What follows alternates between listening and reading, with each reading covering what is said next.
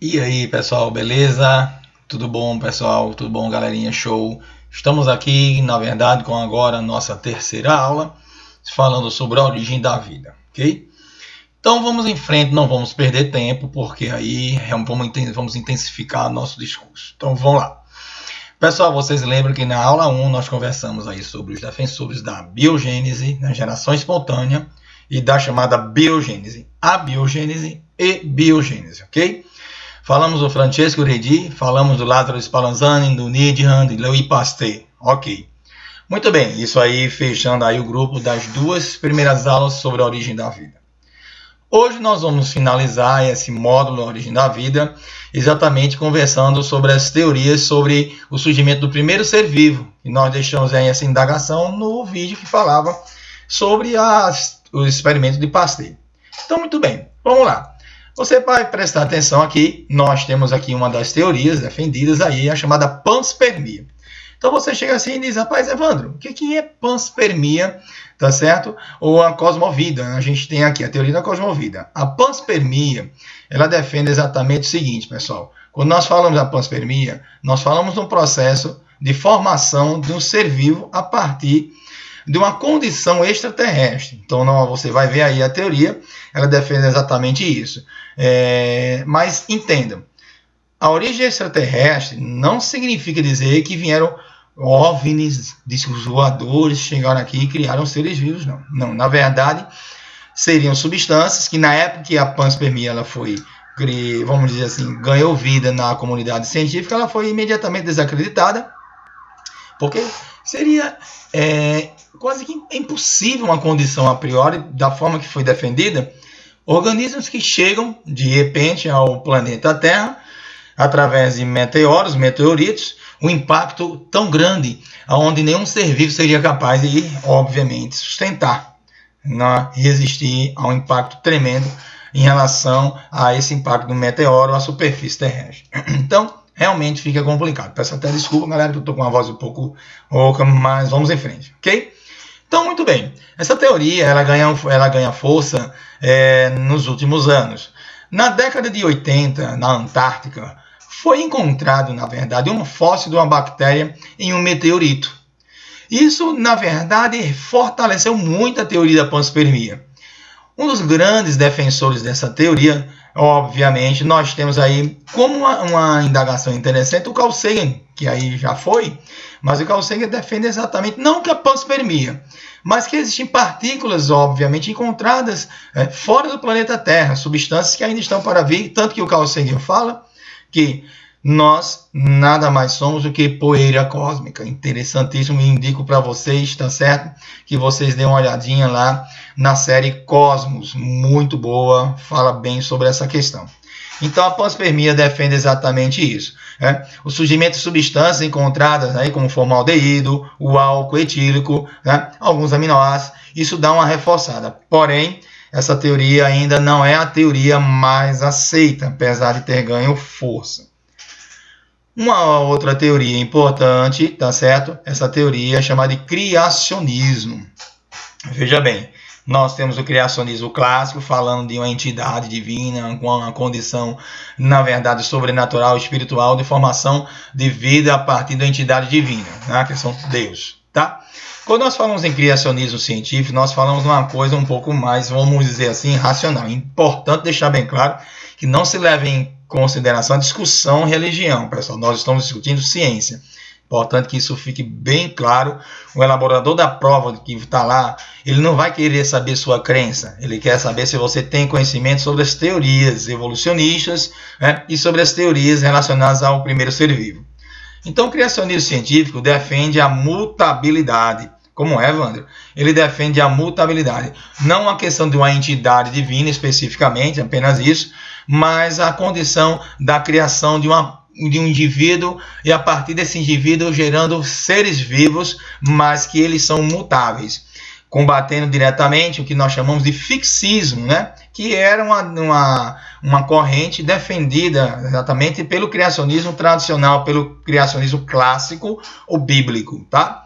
É interessante não confundir, vocês estão vendo aí que nós temos uma sigla chamada de TDI, que é exatamente uma teoria que fala do design inteligente, ou seja, uma mente inteligente, não confundir o criacionismo, tá, com o TDI, que é o design inteligente, que fala exatamente uma formação de ser vivo a partir de uma condição de um ser único, inteligente, dando vida e condição aos demais indivíduos, tá certo? Isso aí é uma coisa que nós vamos discutir um pouquinho mais à frente, tá? Mas o criacionismo, ele ganha muita força. O criacionismo, na verdade, defende a questão da mutabilidade.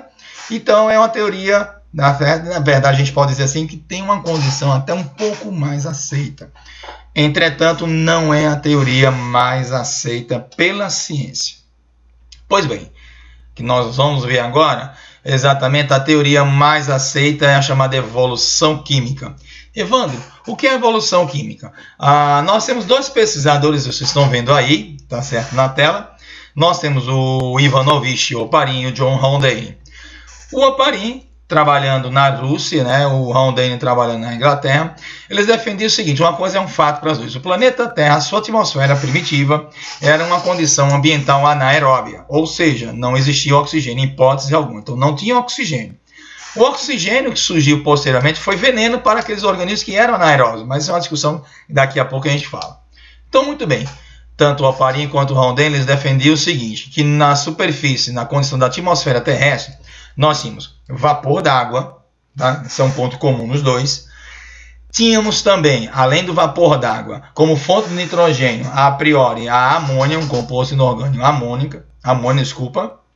a presença da amônia, o gás hidrogênio, e aí existia um embate entre esses dois indivíduos. O Oparin defendia como fonte de carbono metano, o Haldane defendia como fonte de carbono dióxido de carbono. Os dois, na verdade, estavam certos, mas havia uma predominância, no caso, do metano. Pesquisas a posteriori mostraram que existiam outros compostos na atmosfera, como o gás sulfídrico, né? Nós temos o ácido, o dióxido de enxofre e ácido de carbono, entre outras substâncias presentes, mas esses daí eram os mais importantes, tá certo? O gás sulfídrico também existia, como falei, e o dióxido de enxofre. Mas o Oparin e o Haldane, eles defendiam essa ideia aí. Bom, o que acontece? Como é que seria essa evolução química defendida por esses caras? Eles, na verdade, propuseram uma condição e foi experimentada por Stanley Miller e Ray.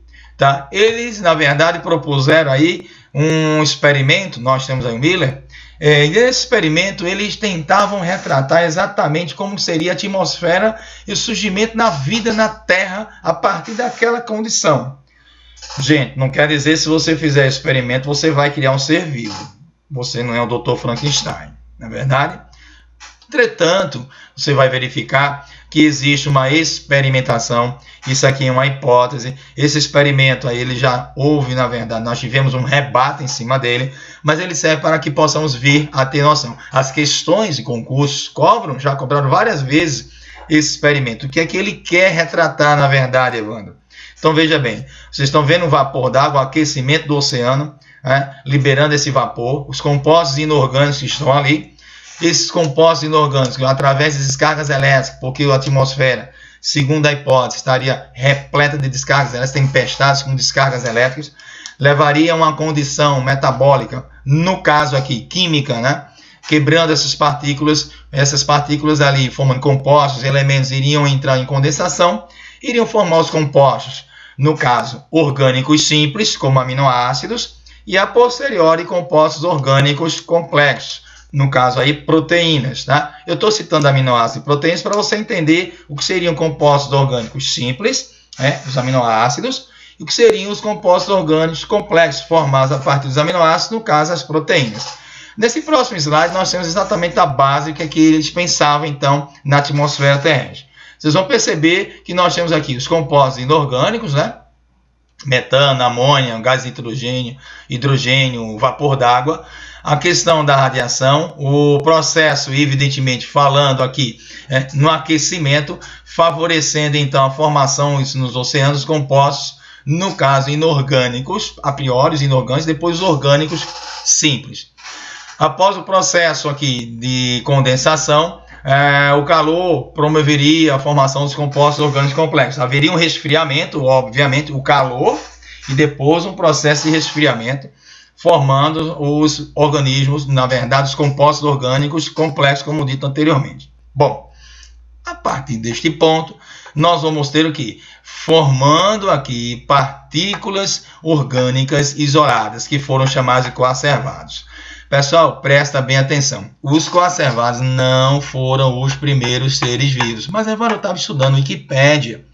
Eu vi no livro tal, os coacervados não foram os primeiros seres vivos. Após os coacervados, o surgimento da bicamada fosfolipídica, o surgimento a partir daí da condição de ácido nucleico.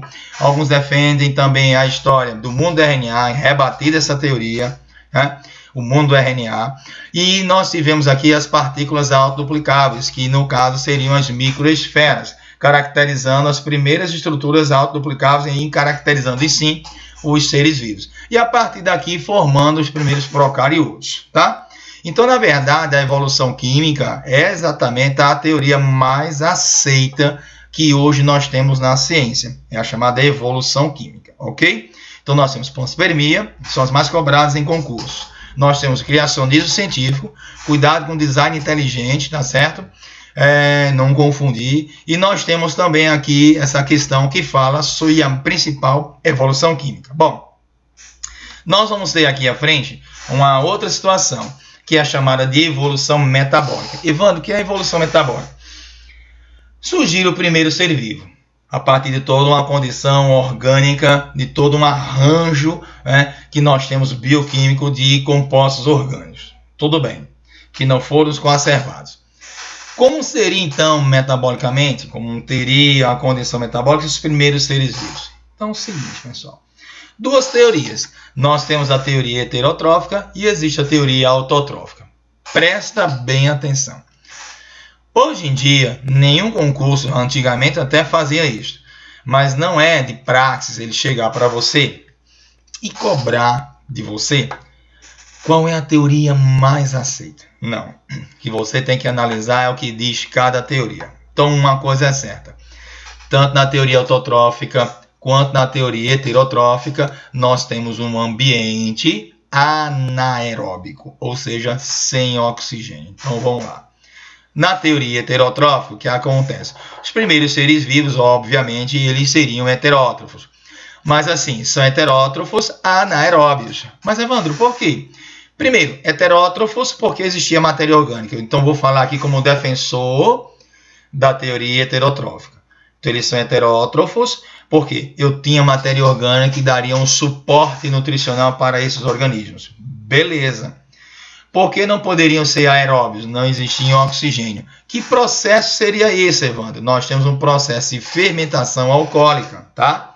Por que a fermentação alcoólica? Por que não a acética ou a lática? Devido à complexidade. A fermentação, no caso alcoólica, é um processo mais simples e que há a liberação de CO2, dióxido de carbono, que vai juntando com o dióxido de carbono já existente, que estava em baixíssima concentração, como nós vimos anteriormente. Muito bem.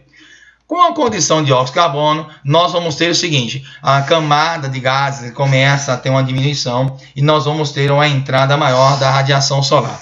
Com o passar de milhões de anos, isso aí a gente está dando aqui um resumo, tá? O que é que acontece? A luz e o dióxido de carbono. Então, obviamente, os organismos começariam a utilizar a luz e o dióxido de carbono para produzir seu próprio alimento, caracterizando um processo chamado de fotossíntese.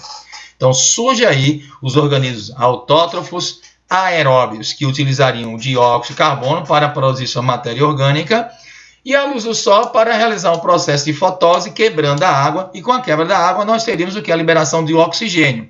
Então, o oxigênio começa a ser liberado, tá? Na atmosfera, gradativamente. Inicialmente, esse oxigênio é um veneno. Mas, Evandro, por que esse oxigênio torna-se um veneno? Ué, pessoal, o planeta ele é dominado por organismos, no caso anaeróbios. Então, esse oxigênio tornando-se veneno, ocorre uma diminuição na população de indivíduos anaeróbios.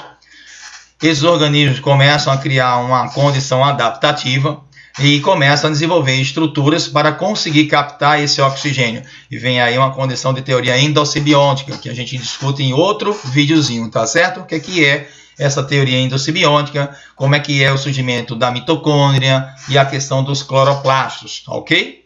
Aqui nós temos clorofila utilizando, obviamente, a luz para o processo fotossintético. Então, muito bem. Então, o que vai acontecer aqui? O oxigênio é liberado, dando suporte exatamente para quê? Para que esse oxigênio e a matéria orgânica que foi produzida, essa matéria orgânica, juntando já com a matéria orgânica pré-existente pela evolução química, dando suporte para que organismos heterótrofos vão buscar essa matéria orgânica para se alimentar, obviamente, e aeróbios. Mas, Evandro, por que aeróbios? Lembra que eu falei que começa, então, o planeta ter um processo no aumento de oxigênio?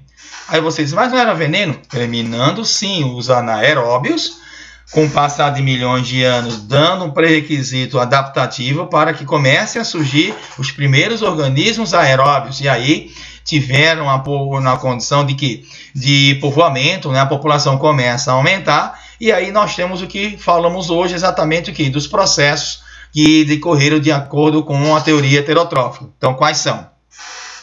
Primeiro processo é a fermentação, segundo processo é a fotossíntese, e o terceiro processo, poxa, eu estou utilizando oxigênio, então o terceiro processo aqui é a chamada respiração, ok? Essa é a teoria heterotrófica. Evandro, o que é a teoria autotrófica? Bom, galera, é o seguinte, os defensores da teoria autotrófica, eles eram contra a heterotrófica porque eles diziam que a matéria orgânica produzida na evolução química era insuficiente para isso. Então, os primeiros organismos só poderiam ser autótrofos. Mas aí vem o questionamento. Mas a autotrofia não é um processo complexo?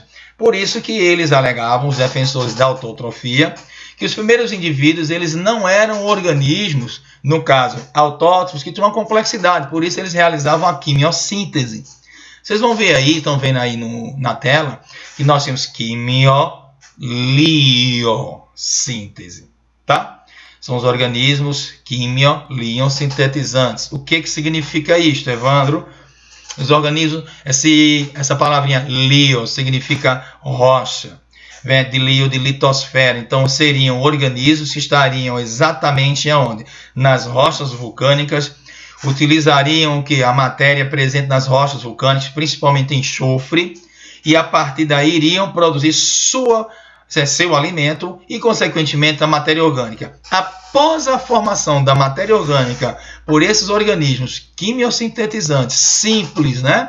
Porque é realizar um processo mais simples, tá?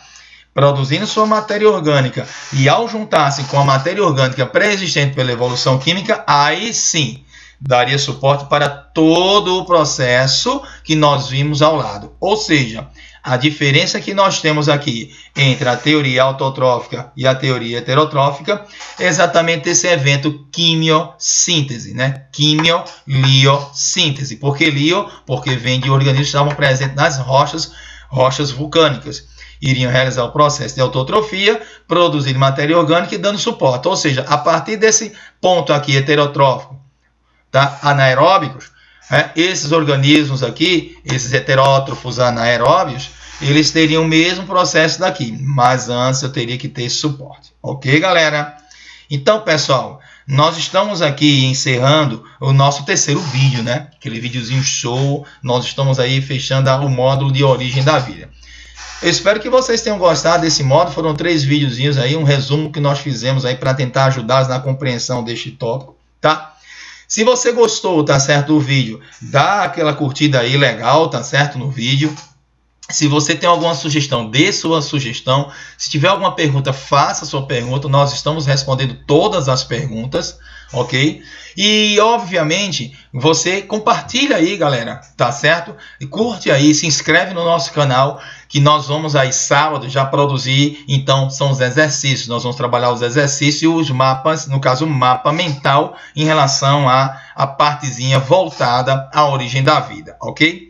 Então, pessoal, eu espero que vocês tenham gostado. Dê aquela curtidinha show. E não esqueça, o nosso curso Biologia Show, ele está para começar, tá certo? Agora no finalzinho de janeiro. Não perca a oportunidade. Dê uma olhadinha lá na nossa fanpage também. Curso de Biologia, Professor Evandro Gomes. E dê aí uma curtida no nosso canal e se inscreva, tá?